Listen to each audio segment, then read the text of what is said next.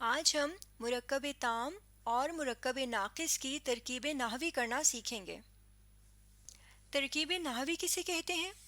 ترکیب نحوی کا مطلب ہے کہ جملے کے اجزاء یعنی حصے الگ الگ کر کے ان کے نام بتانا، یعنی اردو قواعد میں، اردو گرامر میں اس جملے کے ہر حصے کو کیا کہتے ہیں وہ بتانا۔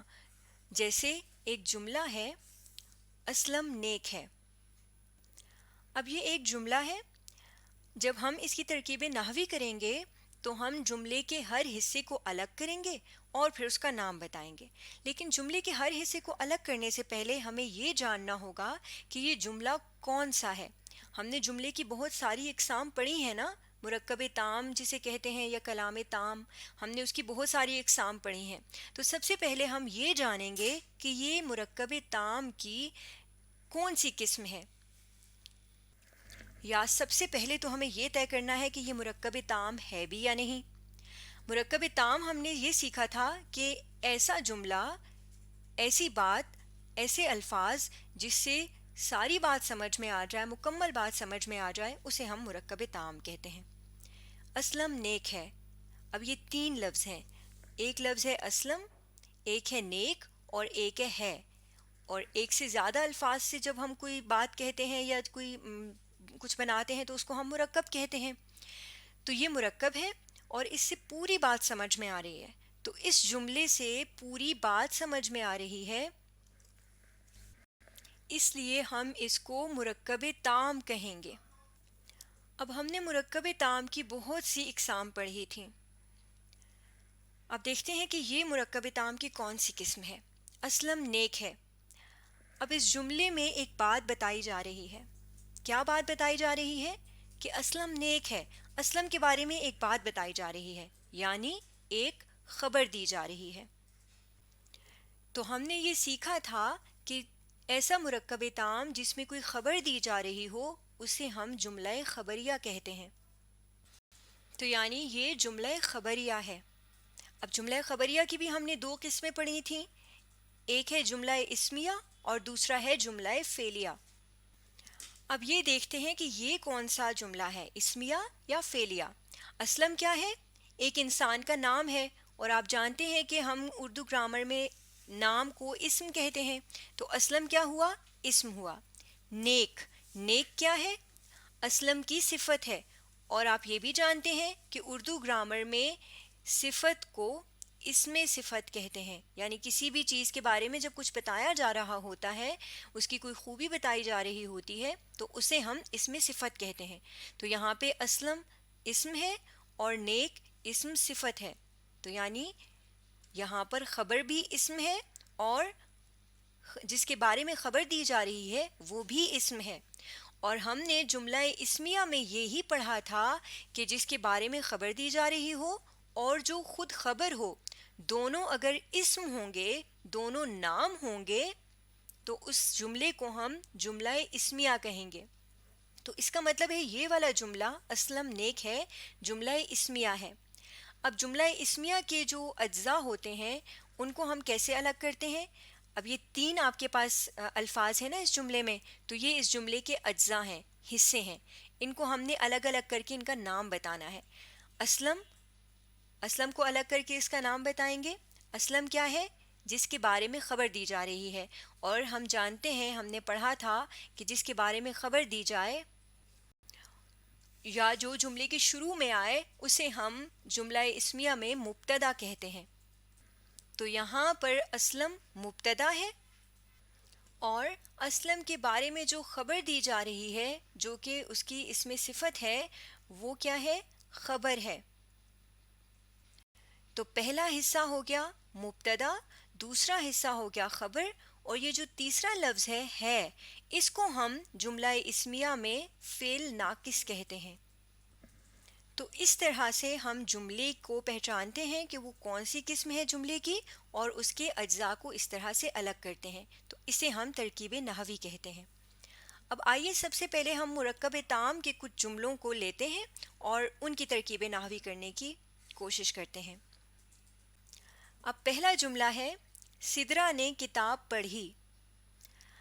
اب دیکھیے اس جملے سے پوری بات سمجھ میں آ رہی ہے، اس لیے ہم نے اس کو مرکب تام کہا۔ اب یہ مرکب تام کی کون سی قسم ہوگی؟ سدرا نے کتاب پڑھی۔ سدرا نے ایک کام کیا ہے۔ کیا کام کیا ہے؟ پڑھنے کا، کتاب پڑھنے کا۔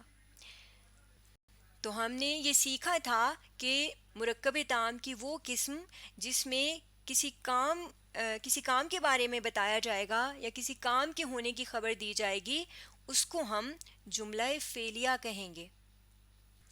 کیونکہ آپ جانتے ہیں نا کہ کام کو اردو گرامر میں فعل کہا جاتا ہے، تو جس جملے میں کوئی فعل ہوگا، کوئی کام ہوگا، اسے جملہ فعلیہ کہیں گے۔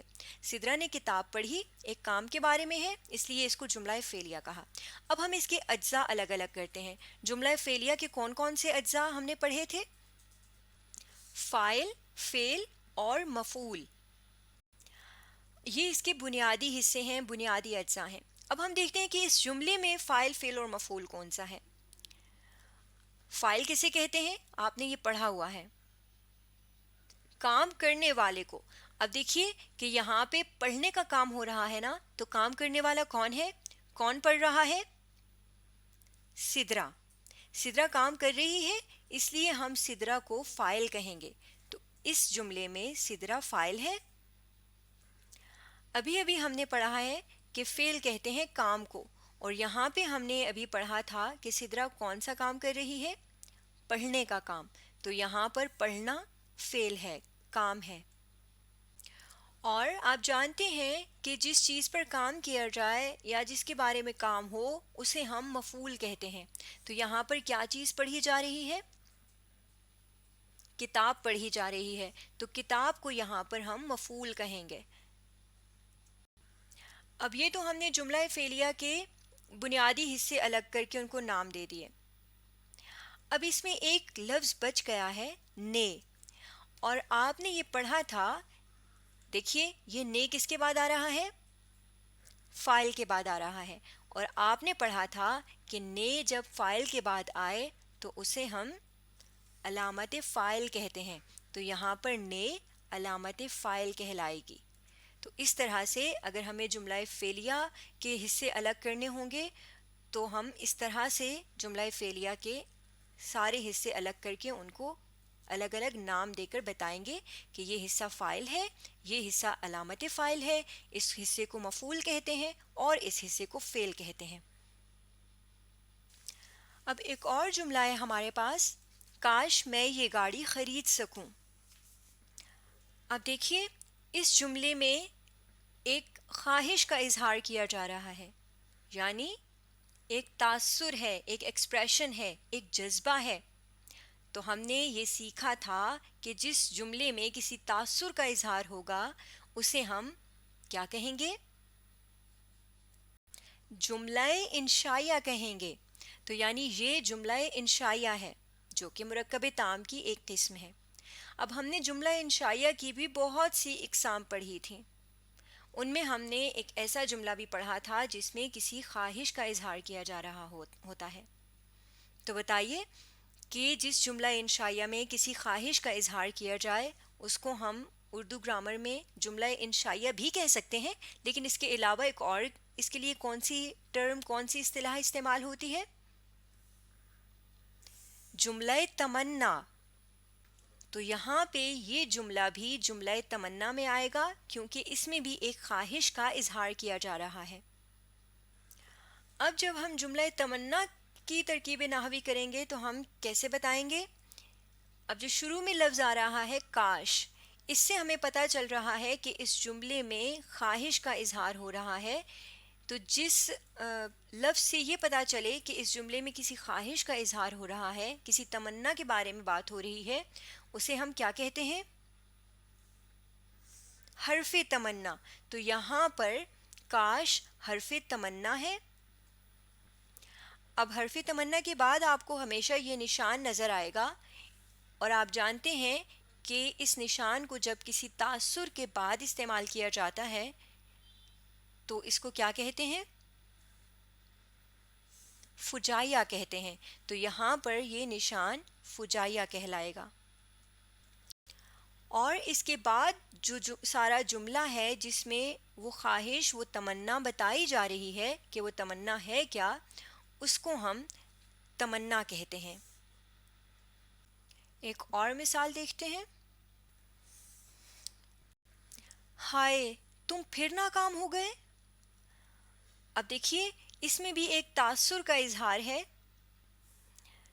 ایک ایکسپریشن کا اظہار ہو رہا ہے، تو یعنی یہ ہے تو جملہ انشائیہ ہی، لیکن جملہ انشائیہ کی تو بہت سی اقسام ہیں۔ اب اس جملے میں افسوس کا اظہار کیا جا رہا ہے، تو بتائیے جس جملہ انشائیہ میں افسوس کا اظہار کیا جائے اسے ہم کون سا جملہ کہتے ہیں؟ جملہ تاسف۔ تو یعنی یہ جملہ تاسف ہے۔ اب اس کی ترکیب نحوی کرتے ہوئے ہم کیا دیکھیں گے؟ یہ دیکھیے پہلے لفظ لکھا ہے ہائے۔ اب اس ہائے کو پڑھ کے ہمیں پتہ چلتا ہے کہ یہ جملہ تاسف ہے، یعنی اس لفظ سے افسوس کا اظہار کیا جا رہا ہے۔ تو جس لفظ سے جملے میں افسوس کا اظہار کیا جائے گا اسے کیا کہیں گے؟ حرف تاسف۔ تو یہاں پر ہائے حرف تاسف ہے۔ حرف تعصف کے بعد آپ کو یہ نشان نظر آ رہا ہے، اور ابھی ابھی آپ نے بتایا تھا کہ یہ نشان جب کسی تاثر کے بعد لگایا جاتا ہے تو اسے ہم کیا کہتے ہیں؟ فجائیہ کہتے ہیں۔ اور یہ اگلا جملے کا حصہ جس میں افسوس کیا جا رہا ہے اسے ہم افسوس بھی کہہ سکتے ہیں۔ تو اس طرح ہم مرکب تام میں جملہ انشائیہ یعنی جملہ انشائیہ کی جو قسم ہے جملہ تعصف، اس کی اگر ہمیں حصے بتانے پڑیں تو ہم اس طرح سے ان حصوں کو پہچانیں گے اور پھر بتائیں گے۔ آج ہم نے مرکب تام کی ترکیب نحوی کرنا سیکھا ہے۔ اگلی ویڈیو میں ہم مرکب ناقص کی ترکیب نحوی کرنا سیکھیں گے۔